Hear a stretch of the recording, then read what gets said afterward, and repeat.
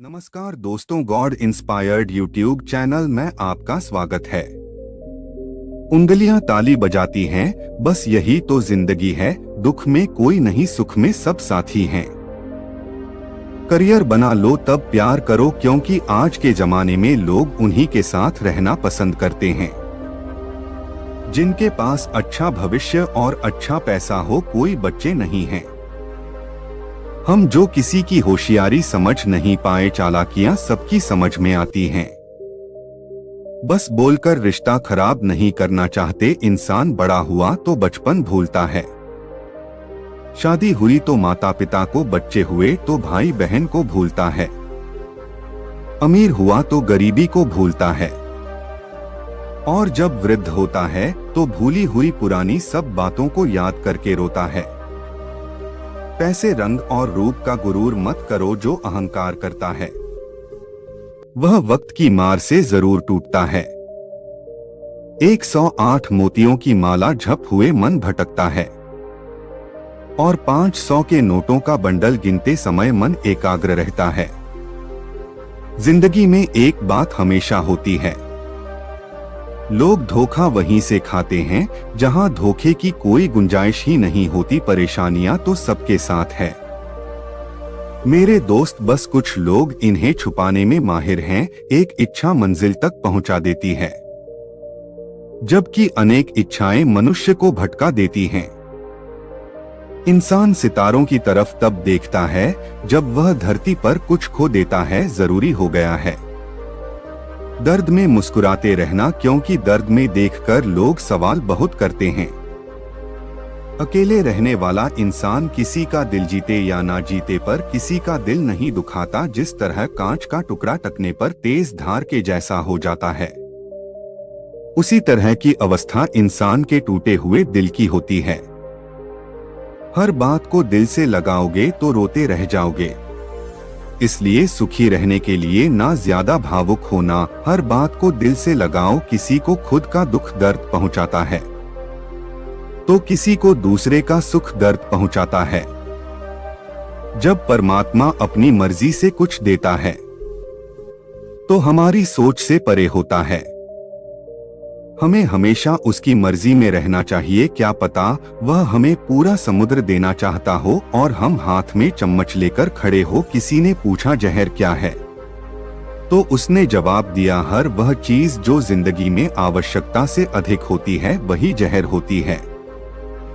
फिर चाहे वह ताकत हो, धन हो, भूख हो, लालच हो, अभिमान हो, आलस हो, महत्वाकांक्षा हो, प्रेम हो या घृणा। इंसान का अपना क्या, जन्म किसी और ने दिया, नाम किसी और ने रखा, शिक्षा किसी और ने दी, रोजगार किसी और ने दिया, इज्जत किसी और ने दी। पहला और आखिरी स्नान भी कोई और कराएगा, शान कोई और ले जाएगा, मरने के बाद संपत्ति भी कोई और बांट लेगा। तो फिर इंसान घमंड किस बात का करता है? आपको शक्तिशाली बनना है, इसलिए नहीं कि आप किसी को दबा सके, बल्कि इसीलिए कि कोई आपको दबा ना सके। दोस्तों, इस दुनिया में कोई भी किसी का अपना नहीं है। अगर आपको भी लगता है कि इस दुनिया में सब कोई अपना है तो आप बिल्कुल गलत हैं, क्योंकि जब आपको उन लोगों की जरूरत पड़ेगी तो कोई भी साथ नहीं देगा। यह एक कड़वा सच है। आप लोग इसे जितना जल्दी अपने दिमाग में बैठा लो उतना ही आप लोगों के लिए अच्छा होगा। यह कहानी एक प्रेरणादायक और भावुक कथा है जिसमें भाई बहन के प्यार और त्याग की बात की गई है। बहुत पुराने समय की बात है। एक गांव में एक दुखी परिवार रहता था। उस परिवार में 7 लड़के और एक लड़की थी। उनके माता पिता बचपन में ही गुजर गए थे, तो बच्चों ने भी जल्दी ही अपनी अपनी जिम्मेदारियां समझ ली थी। शुरुआत में सबको गुजारा करने में काफी परेशानी हुई, लेकिन समय के साथ सब कुछ उन्हें आसान लगने लगा। अब उन्होंने माँ बाप के बिना जीना सीख लिया था। वह 7 भाई और एक बहन उस गांव में बड़े प्यार से मिलजुल कर रहते थे। सुबह होते ही सातों भाई जंगल में लकड़ी काटने के लिए चले जाते और बहन सबके लिए खाना पकाती थी, साथ ही घर के बाकी दूसरे कामकाज भी करती थी। भाई जब जंगल से वापस आते तो बहुत सारी लकड़ी काट के लाते और उन्हें बाजार में अच्छे दामों में बेच देते और उन पैसों से जो रकम मिलती उनसे बहुत सारा बाजार से चावल और मछलियां ले आते। वह सातों भाई जो भी चीज लाते बहन उसे बड़े चाव से पकाती और सब भोजन करके बड़ा आनंद करते। ऐसे ही दिन गुजर रहे थे। एक दिन की बात है, सातों भाई जंगल में लकड़ी काटने के लिए गए थे। शाम होने वाली थी। बहन सबके लिए खाना बना रही थी। जब वह सब्जी बनाने के लिए सब्जी काट रही थी तभी चाकू की तेज धार से उसकी एक उंगली कट गई। उस कटी हुई उंगली से खून की धारा बहने लगी। अब बहन ने सोचा यदि मेरे भाइयों ने मेरी कटी हुई उंगली देख ली तो मेरे भाई बहुत दुखी हो जाएंगे। इसलिए उसने सोचा कि अपने भाइयों से यह बात छिपा लेनी चाहिए। उसने बहते हुए खून को अपनी ओढ़नी से पहुंचना चाहा, लेकिन फिर सोचा अगर भाइयों ने नी में लगे खून के धब्बे देख लिए तो मुझसे पूछेंगे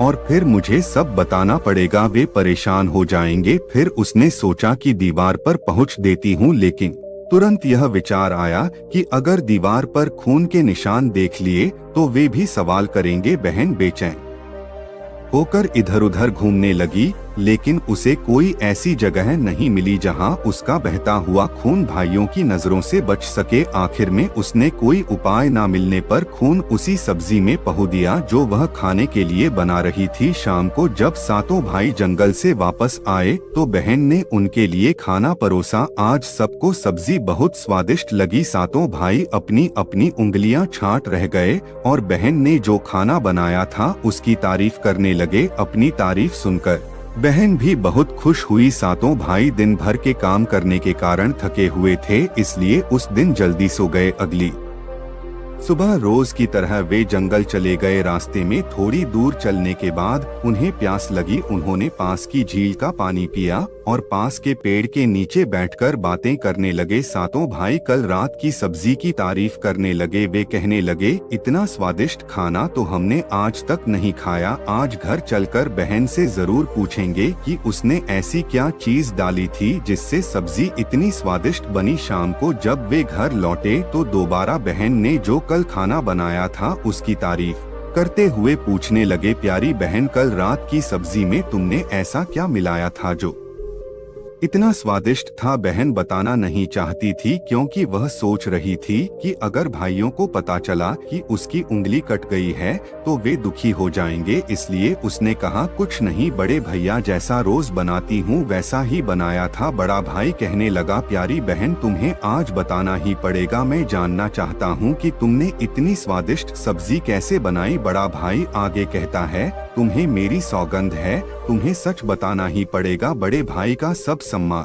कर थे, इसलिए बहन को भी सच बोलना पड़ा। उसने धीरे धीरे सारी बात बताते हुए कहा, भैया मेरी उंगली कट गई थी तो बस थोड़ा सा खून सब्जी में मिल गया था। मैंने सोचा कि आप लोगों को पता चलेगा तो आप सब दुखी हो जाएंगे, इसीलिए मैंने खून को सब्जी में मिला दिया। यह सुनकर 6 भाइयों ने मन में सोचा, इसके खून की चंद बूंदे इतनी स्वादिष्ट हैं तो इसका मांस कितना स्वादिष्ट होगा। रात के खाने के बाद सातों भाई सोने चले गए। सोने के दौरान सभी भाइयों में इस बात की चर्चा छिड़ गई। बड़ा भाई कहने लगा, अरे भाइयों, खून की कुछ बूंदे इतनी स्वादिष्ट हैं तो सोचो इसके शरीर का मांस कितना स्वादिष्ट होगा। सबने बड़े भाई की हाँ में हाँ मिलाई, लेकिन छोटे भाई को यह बात बिल्कुल गलत लगी। उसने बड़े भाई का मान रखते हुए कुछ नहीं कहा। अगले दिन जब सातों भाई जंगल में लकड़ी काटने के लिए गए तब उन्होंने योजना बनाई कि बहन को मारकर उसका मांस बनाएंगे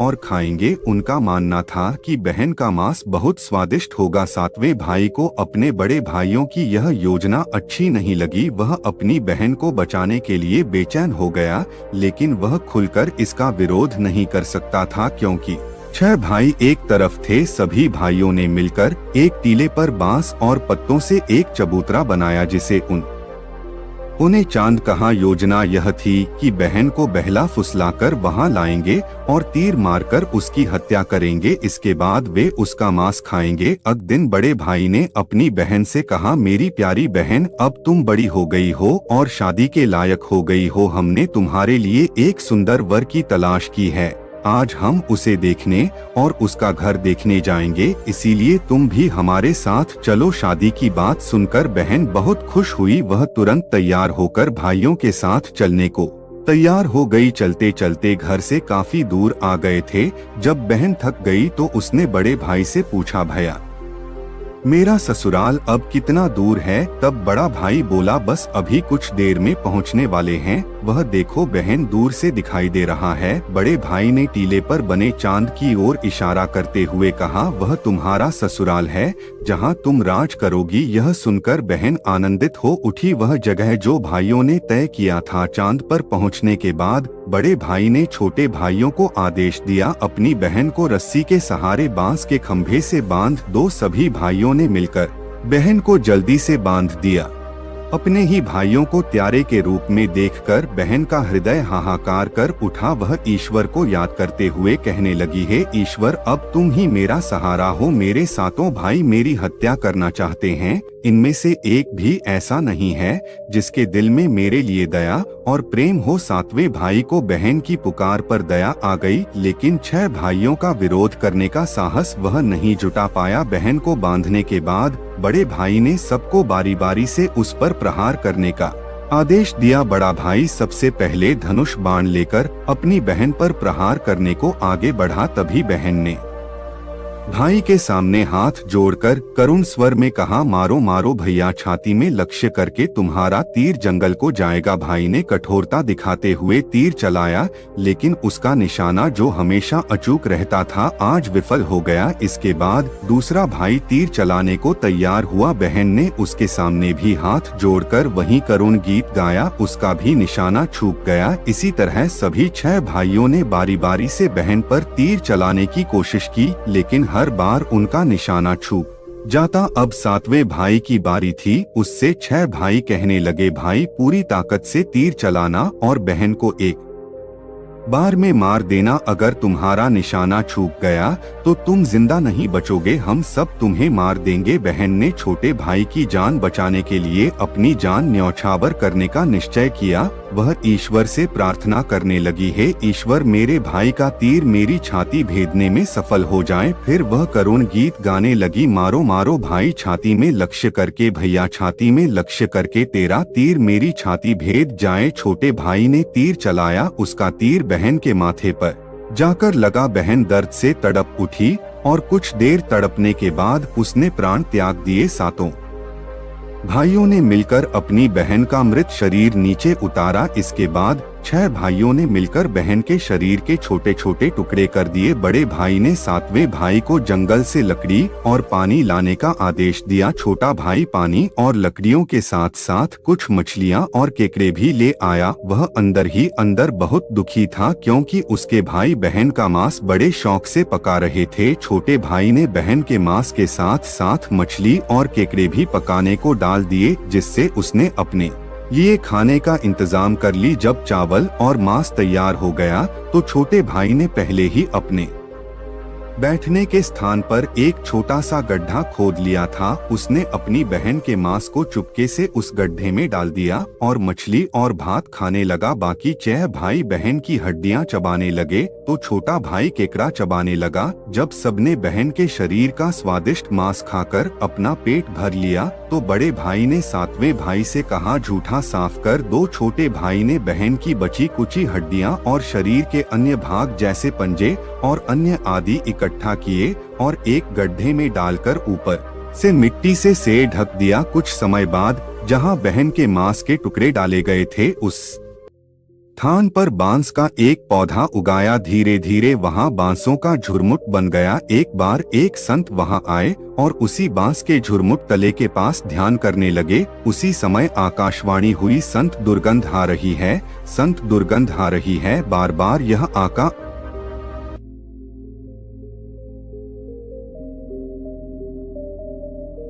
बाजो रे बांसुरी। इस करुण आवाज को सुनकर बड़े भाई के पसीने छूटने लगे। उसने अपनी पत्नी से कहा, इस योगी को तुरंत भिक्षा दो और यहाँ से विदा करो। उसकी पत्नी ने वही किया, योगी को तुरंत भिक्षा देकर विदा कर दिया। इसी तरह योगी बाबा बारी बारी से 6 भाइयों के द्वार पर गए। जैसे ही वे उनके घर पहुँचे बांसुरी से वही गीत बजने लगा। उन 6 भाइयों ने भी अपनी पत्नियों से कहा, तुरंत भिक्षा देकर इस संत को विदा कर दो। उनके मन में डर समा गया। कि यदि यह संत ज्यादा देर रुका तो यह राज खुल जाएगा कि उन्होंने ही अपनी बहन की हत्या की थी। अंत में योगी सातवें भाई के द्वार पर पहुंचे। सातवां भाई अब तक मारा था और अकेला रहता था। जब योगी बाबा उसके द्वार पर आए तो बांसुरी बोल उठी, बाजोरे बांसुरी मेरे सबसे छोटे भाई के घर मेरे छोटे भाई ने मन की बात में छुपा कर रखी है। युग युग की बांसुरी बोली यही है मेरे सबसे प्यारे भाई का घर। योगी की बांसुरी से इतना प्यारा और दिलचस्प गीत सुनकर छोटे भाई ने उन्हें सम्मान के साथ अपने घर में बैठने के लिए स्थान दिया। उसने जलपान से उनका सत्कार किया।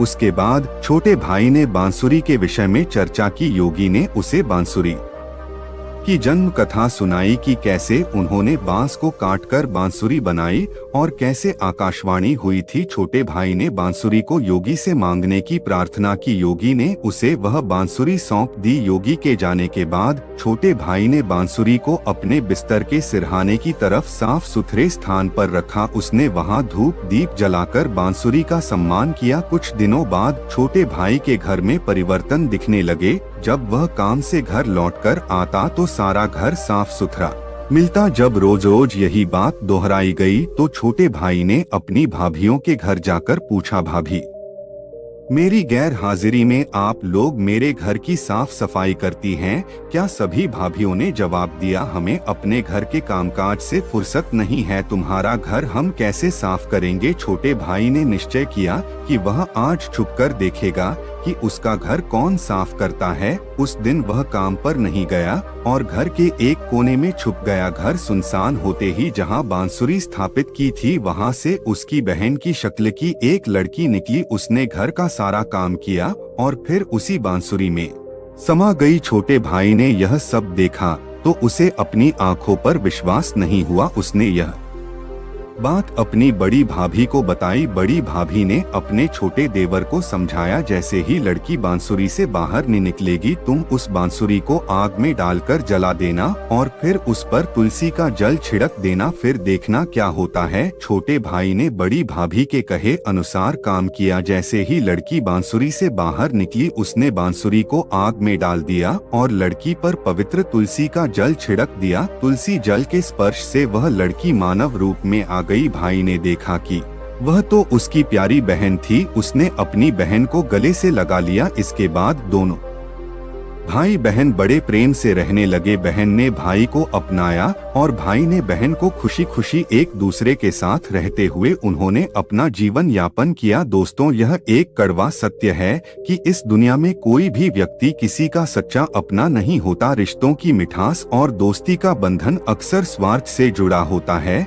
जब हम कठिनाइयों का सामना करते हैं तब हमें पता चलता है कि हमारे आसपास कितने लोग वास्तव में हमारे साथ हैं। बाहरी दुनिया में सब कुछ दिखावटी है। नहीं हर कोई अपने फायदे के लिए रिश्ते बनाता है। ऐसे में जब हमें समर्थन और सहारे की जरूरत होती है तो अक्सर हम अकेले रह जाते हैं। यह समझना जरूरी है कि असली अपनापन उस समय ही प्रकट होता है जब बिना किसी स्वार्थ के कोई हमारी मदद करता है। इस सच्चाई को स्वीकार करने में हमें समय लग सकता है, लेकिन यही समझ हमें मजबूत बनाती है। जब हम यह जान लेते हैं कि असली मित्रता और अपनापन बिना शर्त के होते हैं, तब हम सच्चे रिश्तों की कदर कर सकते हैं। इसीलिए हमें अपने रिश्तों में सतर्क रहना चाहिए और उन लोगों को पहचानना चाहिए जो हमारे साथ सच्चे दिल से खड़े होते हैं। इस सच्चाई को अपनाना हमें एक बेहतर इंसान बनने में मदद कर सकता है।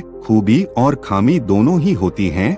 हर इंसान में जो तराश होता है उसे खूबी नजर आती है और जो तलाश होता है उसे खामी नजर आती। एक शुक्राना, दूसरा मुस्कुराना और तीसरा किसी का दिल ना दुखाना, यही 3 रास्ते हैं। सुखी रहने के जूते में कंकड़, आँख में बाल और शब्दों में कटुता किसी को सुख नहीं पहुंचा सकती। अच्छा इंसान हमेशा दुखी रहता है और वहीं दूसरी ओर बुरा इंसान हमेशा सुखी रहता है। अगर ऐसा है तो अच्छे कर्मों का अच्छा फल कैसे हुआ, बल्कि बुरे कर्मों का अच्छा फल हुआ। फिर यह कर्मों का सारा खेल क्या है, यह कैसे हम हमारी जिंदगी को प्रभावित करते हैं अगर हम यह समझ जाएं कि कर्मों का चक्र आखिर चलता कैसे है, तो हमें जिंदगी में सुख मिल सकता है, क्योंकि हम सिर्फ वही काम करेंगे जिससे हमें अच्छा फल प्राप्त हो। दोस्तों, एक नगर में एक व्यापारी रहता था। वह व्यापारी बहुत धनवान था। अपने नगर के बड़े बड़े व्यापारियों में उसका नाम लिया जाता था। अपने नगर में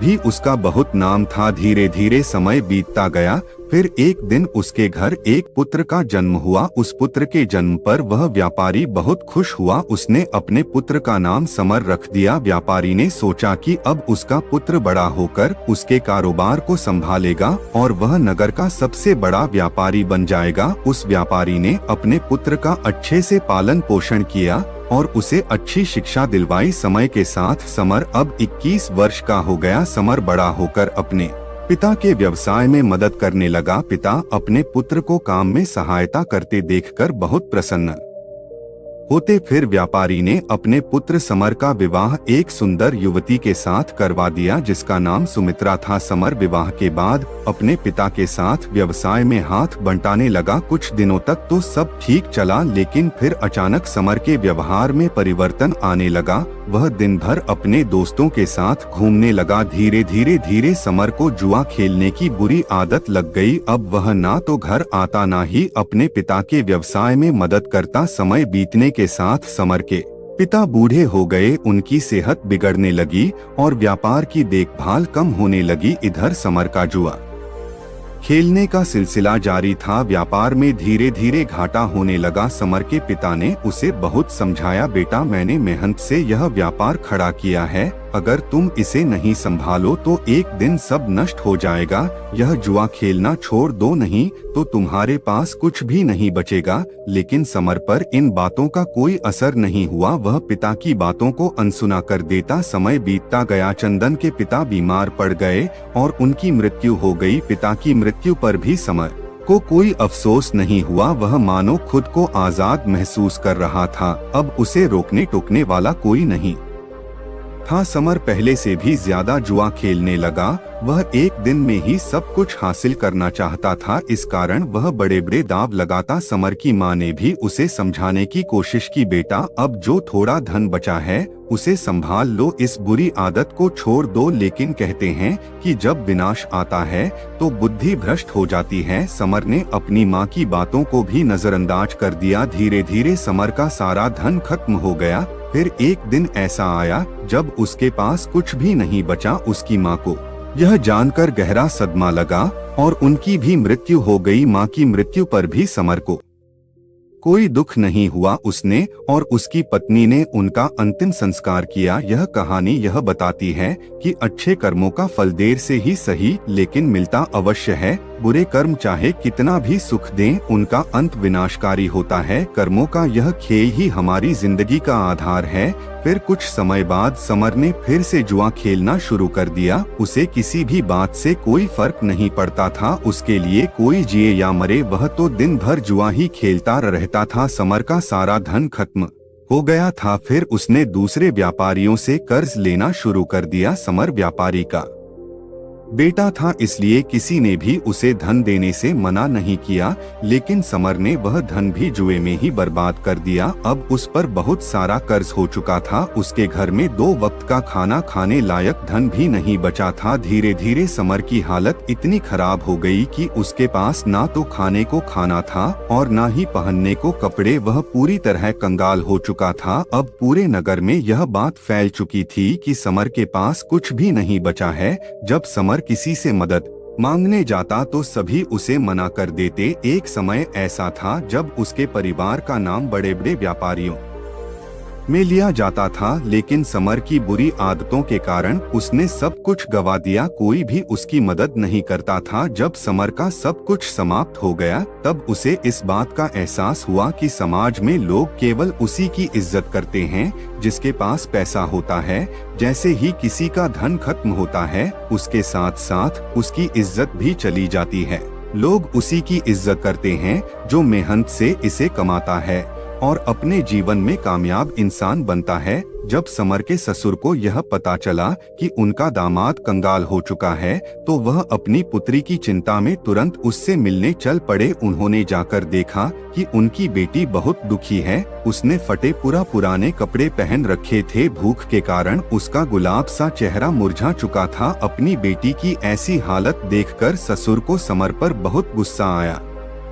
उन्होंने अपनी बेटी को अपने साथ ले जाने का निश्चय किया। उन्होंने समर से कुछ नहीं कहा और अपनी बेटी को अपने घर ले गए। जब समर घर पहुंचा तो उसे पता चला कि उसकी पत्नी को उसके ससुर अपने साथ ले गए हैं। यह सुनकर समर बहुत दुखी हुआ। अब वह पूरी तरह अकेला पड़ चुका था। उसके पास ना तो धन बचा था, ना पत्नी और ना ही माता पिता, सब उसे अकेला छोड़कर चले गए थे। अपनी ऐसी हालत देखकर समर फूट फूट कर रोने लगा। अब उसे अपने पिता की हर बात याद आने लगी जो उन्होंने उसे समझाई थी। उसे यह एहसास हुआ कि उसकी दुर्दशा के लिए वह स्वयं ही जिम्मेदार है। वह अपने आप से कहने लगा, एक समय था जब मेरी गिनती नगर के बड़े बड़े व्यापारियों में होती थी और आज मेरे पास खाने तक के लिए धन्य है। मैंने अपने पिता की सारी जमा पूंजी इस जुए में गवा दी। अब मैं कभी जुआ नहीं खेलूंगा। मैं मेहनत करूंगा और अपना व्यापार फिर से खड़ा करूंगा। यह सोचकर समर ने अपने ससुर से मिलने का निश्चय किया ताकि उनसे कुछ धन उधार लेकर अपना व्यवसाय शुरू कर सके। सुबह होते ही वह अपने ससुर से मिलने के लिए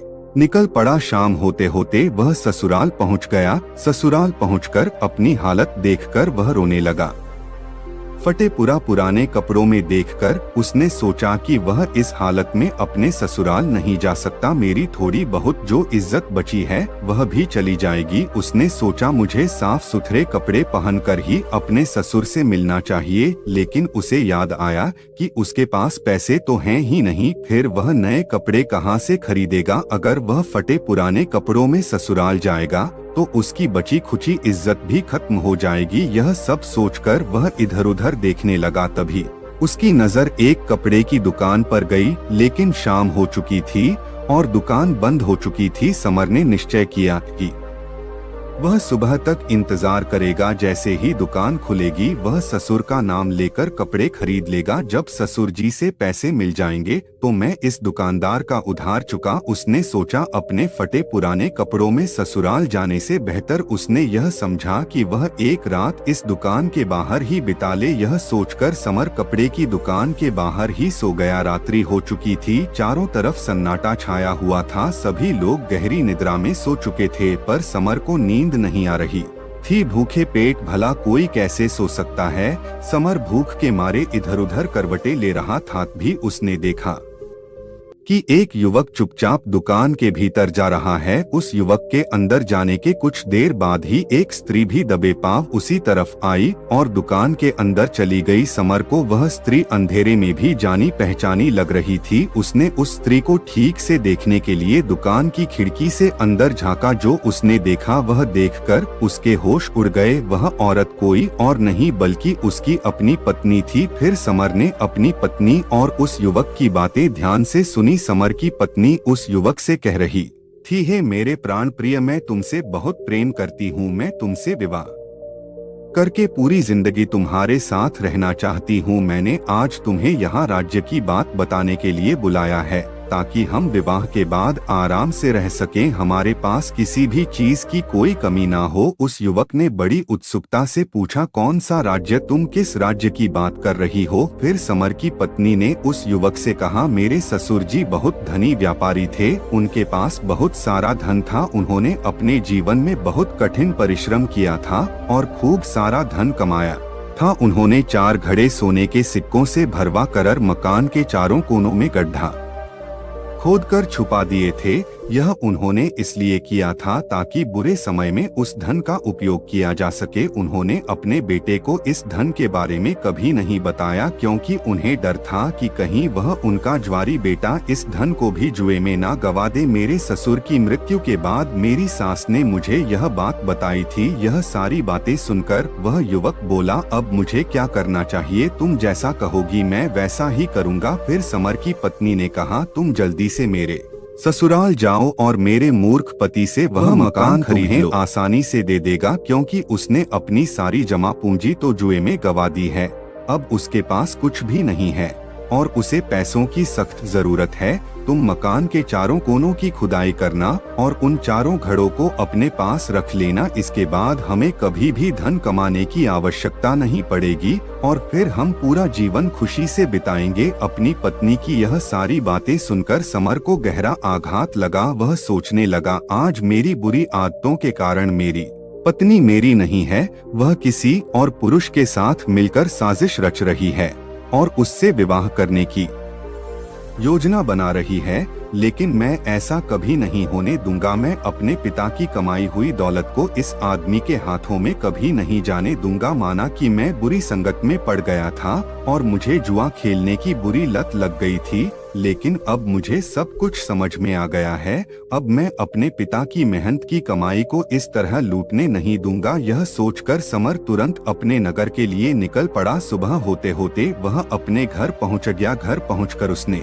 बिना समय गवाए अपने घर के चारों कोनों की खुदाई शुरू कर दी। खुदाई के थोड़ी ही देर बाद उसे वह चारों घड़े मिल गए। उन्हें देखकर समर बहुत खुश हुआ और अपने पिता को धन्यवाद किया। फिर उसने उन चारों घड़ों से सोने के सिक्के निकाल दिए और उन घड़ों में कोयला भरकर उन्हें वापस उसी जगह पर रख दिया। इसके बाद समर अपनी पत्नी के प्रेमी का इंतजार करने लगा। कुछ दिनों बाद उसकी पत्नी का प्रेमी उसके घर आया और वह बोला, मैंने सुना है कि तुमने अपना सब कुछ गवा दिया है और तुम्हें पैसों की बहुत जरूरत है। तुम मुझे यह मकान बेच दो। मुझे इस नगर में अपना व्यवसाय शुरू करना है। तुम्हें पैसे मिल जाएंगे और मुझे मकान, इससे दोनों की जरूरतें पूरी हो जाएंगी। समर तो इसी मौके का इंतजार कर रहा था। उसे उस आदमी की सारी योजना पहले से पता थी। उसने तुरंत अपना मकान उसे बेच दिया। फिर समर मकान बेचने से मिली रकम और सोने के सिक्कों को लेकर दूसरे नगर चला गया ताकि वहां जाकर अपना व्यवसाय शुरू कर सके। वहां पहुंचकर समर ने अपना व्यापार शुरू कर दिया। शुरू में उसे बहुत कठिनाई हुई। उसने खूब मेहनत की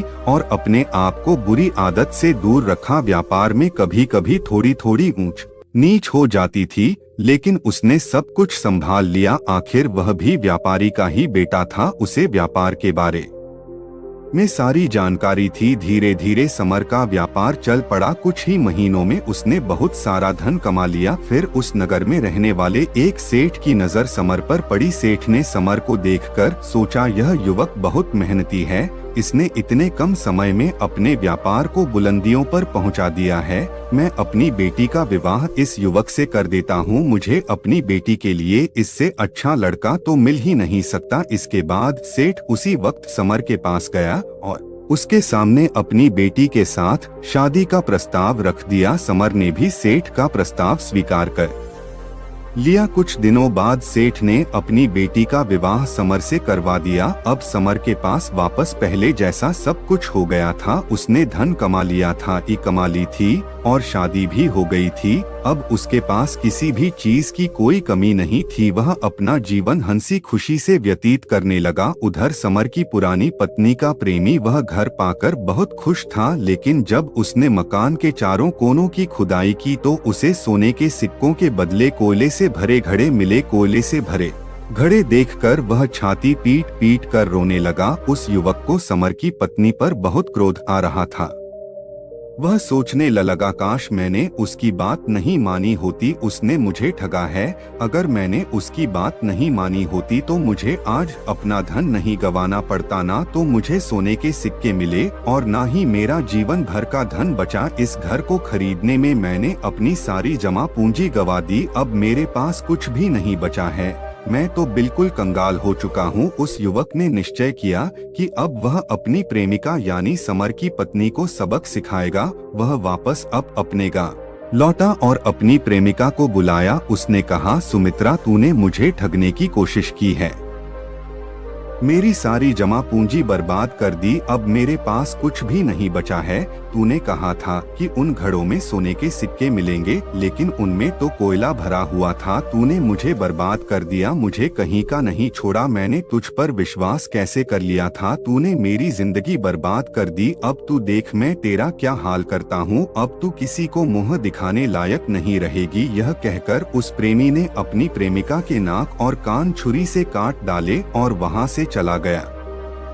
अब समर की पत्नी अपनी ऐसी हालत पर फूट फूट कर रोने लगी। वह इतनी बदसूरत हो गई थी कि अब अगर वह शीशे में खुद को देख ले तो खुद से डर जाए। अपनी ऐसी हालत की जिम्मेदार वह खुद ही थी। अब वह जीवन भर इसके लिए पछतावा कर रही थी कि काश उसने ऐसा ना किया होता। लेकिन जो हो गया, बीता हुआ कल वापस नहीं लाया जा सकता। बस बीता हुआ कल हमें कुछ सिखा कर जाता है। उधर समर ने अपनी गलती से पहले ही सीख ले ली थी। उसे यह एहसास हो गया था कि बुरे कर्म करने पर परिणाम बुरा ही मिलेगा, लेकिन यदि अच्छे कर्म करेंगे, परिश्रम और निष्ठा से जीवन व्यतीत करेंगे तो परिणाम अच्छा होगा। किसी ने सही ही कहा है कि परिश्रम और लगन से ही सफलता प्राप्त होती है। जब तक समर बुरे कर्म कर रहा था, जुए में अपना सब कुछ गंवा रहा था, उसे बुरा फल मिल रहा था। लेकिन जैसे ही उसने यह समझ लिया कि बुरे कर्म उसे बर्बाद कर रहे हैं और उसने अच्छे कर्मों का मार्ग अपनाया, तभी उसे सफलता मिली। इसलिए साथियों, चाहे देर से ही सही, लेकिन बुरे कर्मों का परिणाम हमेशा बुरा ही होता है।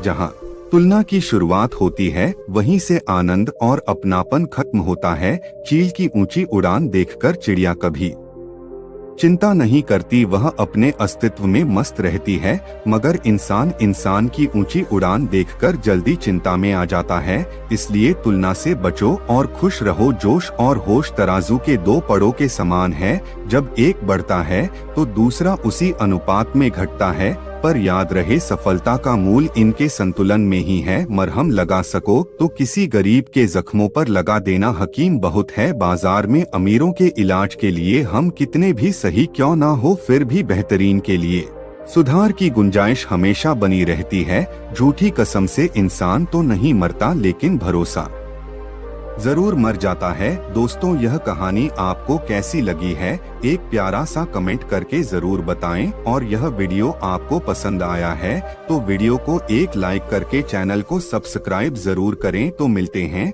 अगले वीडियो में, तब तक अपना और अपनों का ख्याल रखें। धन्यवाद।